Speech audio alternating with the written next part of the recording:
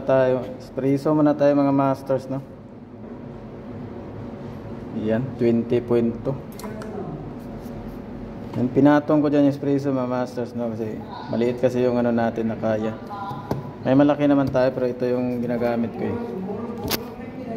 Espresso tayo mga masters, no?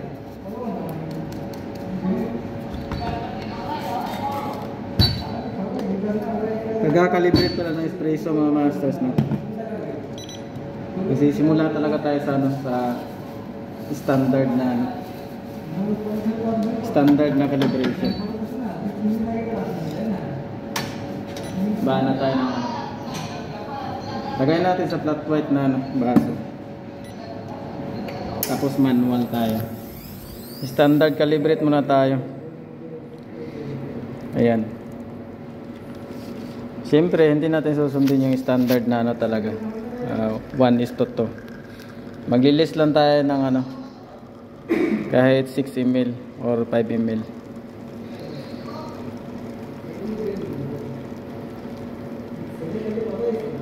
Hindi na natin tinignan yung time dyan, no?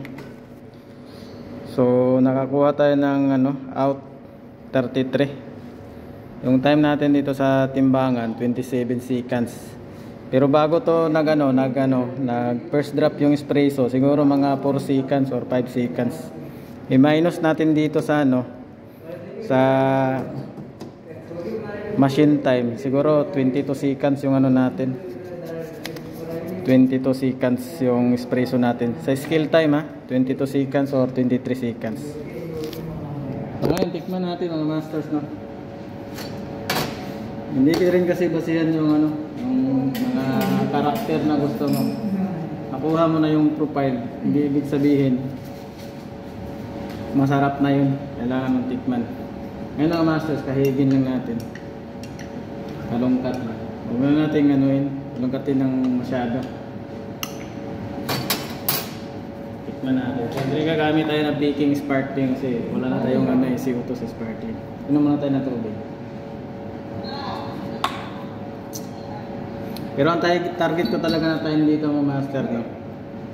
Kung sa machine time, nasa ano lang to, 25, 26.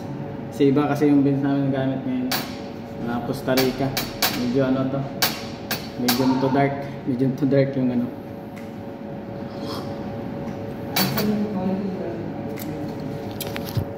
So yan mga masters, no? 27 yung ano.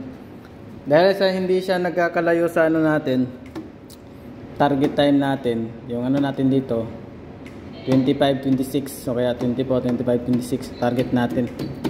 Hindi natin siya ano, kailangang itaas ng konti yung ano, time natin dito. Kasi naka ano tayo naka medium to dark yung ano, roasting, yan o. Tapos naka 92 degrees ito.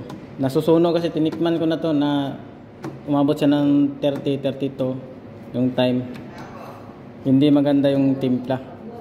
Pero yung ang timbangan natin na time nito mga masters, no, nasa ano lang talaga. Around 24, 23, 22 seconds. Yung sa timbangan na time. So magtataka kayo mga masters, no? Kasi yung sweetness na spot natin 25 seconds, 24, 26. Pero yung timbangan natin na time nasa 22, 23. Tinikman ko na kasi mga masters, no? Tinikman ko yung ano, kadalasan kasi pag nag-calibrate ako sa ano talaga ako, sa skill ako nag-ano ng time. Tinikman ko kasi yung ano 25 seconds, 26, 27. Hindi maganda yung timpla. Kaya ngayon binabaan ko yung ano, yung time.